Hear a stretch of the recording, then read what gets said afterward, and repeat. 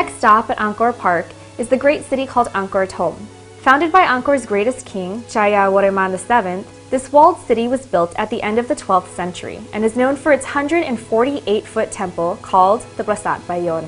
Its network of sophisticated and intricate irrigation systems was the key reason for this ancient city's yearly double rice harvest, which led to the great prosperity the Khmer empires enjoyed.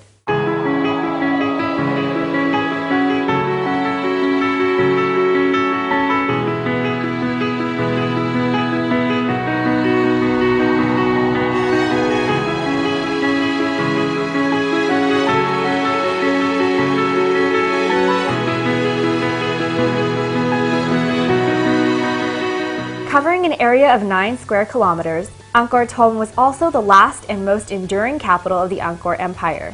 After King Jayawarman VII recaptured the Angkor capital from the Cham invaders in 1181, he began a massive building campaign across the empire, constructing Angkor Thom as his new capital city and establishing the Prasat Bayon as his state temple right in the center of the city.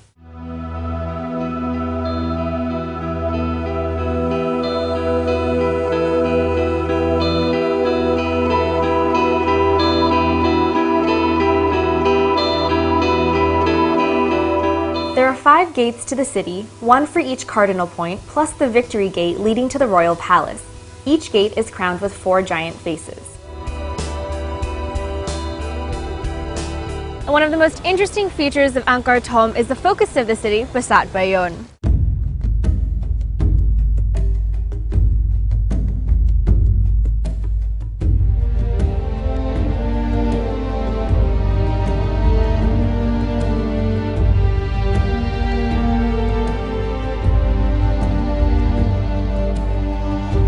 Built around the same time as Angkor Thom, Prasat Bayon's most distinctive feature is the multitude of serene and massive stone faces on the many towers which protrude out from the upper terrace and cluster around its central peak.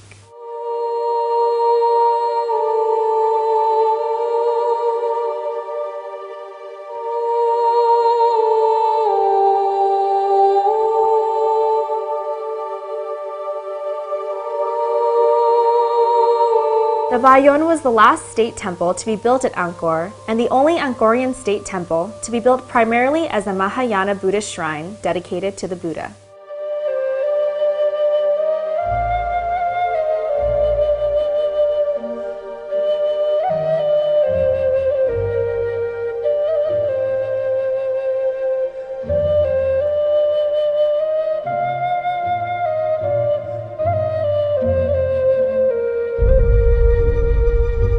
It was the centerpiece of King Jayawarman VII's massive monumental construction and public works program.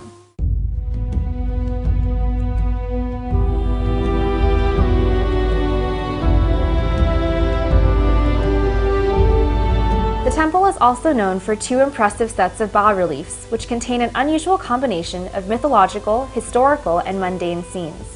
The walls of the outer gallery feature a series of bas-reliefs depicting historical events and scenes from the everyday life of the Angkorian Khmer. The inner gallery portrays depictions of mythological events.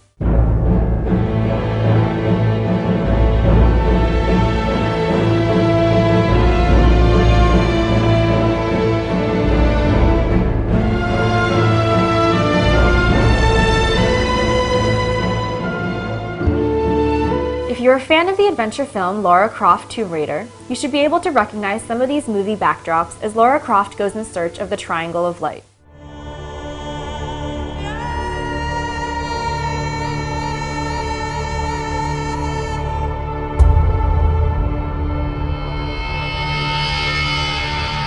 I am now at the Temple Ta Prohm and the location made famous by the movie starring Angelina Jolie. Located about 1 kilometer east of Angkor Thom, this temple was built during the time of King Jayawarman VII and is one of the most popular temples where the trees have been left intertwined with the stonework, well preserved by the dense jungle forest it was blanketed in.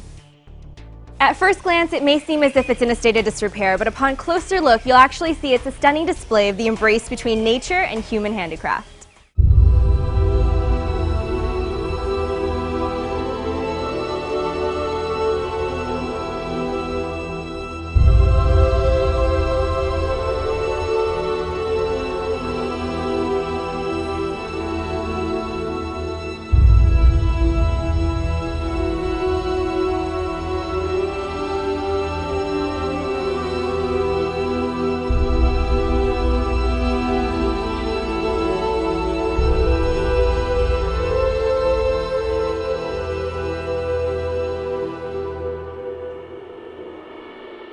Large sections of the temple are unstable rubble and have been cordoned off as they are in real danger of collapse.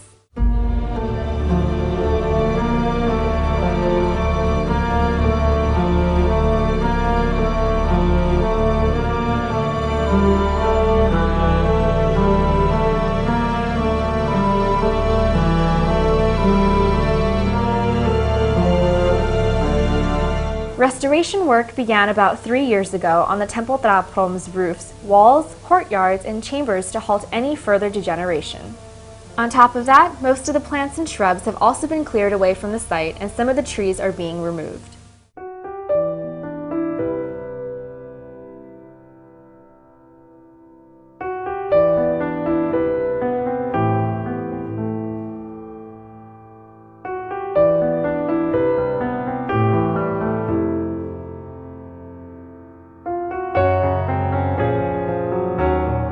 Another of King Jayawarman VII's monumental creations is the Prasat Part1, some 2 kilometers northeast of Angkor Thom. Built at almost the same time as the Temple Taprom at the end of the 12th century, this huge monastic complex, built on the site of the king's victory over the Cham invaders, served as a Buddhist monastery and school, once engaging over 1,000 monks.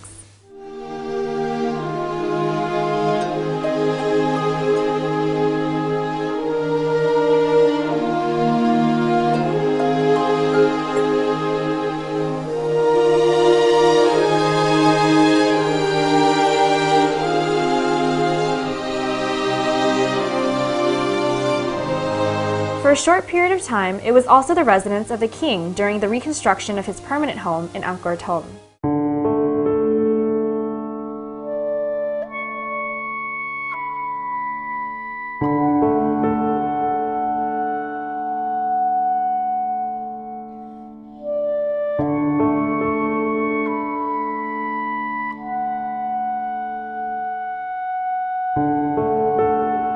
Prasat Part1 not only served as a temple, but also as a complete city, encompassing a smaller village. It was an area of more than 130 acres and was the home to tens of thousands of farmers producing vast amounts of rice, feeding students, teachers, and monks.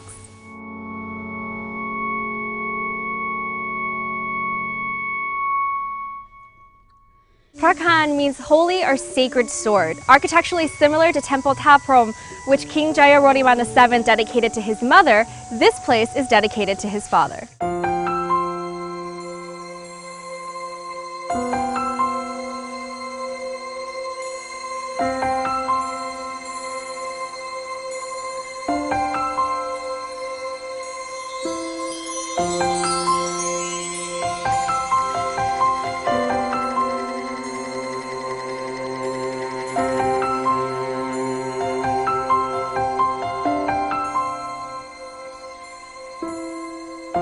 Like most of King Jayawarman VII's monuments, many of the Buddha images here were defaced during the Hindu insurgents.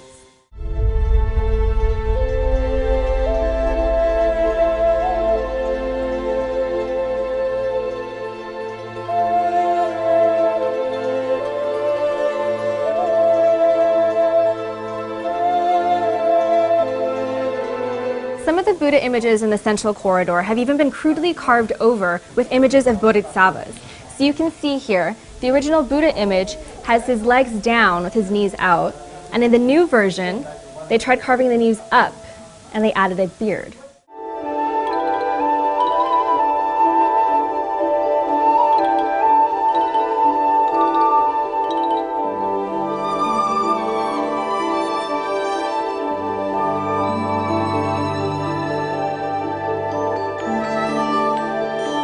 To encourage devotees to show respect when visiting the temple, the doorways were built low and small, forcing you to bow when you walk through them.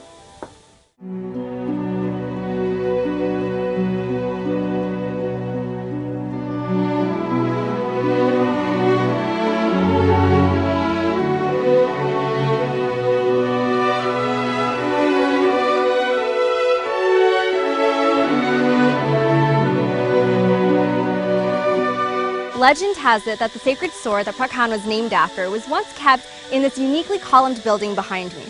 It's time now for a quick break, but we have more of Angkor Thom's beauty and history when we come back on Beyond Destinations.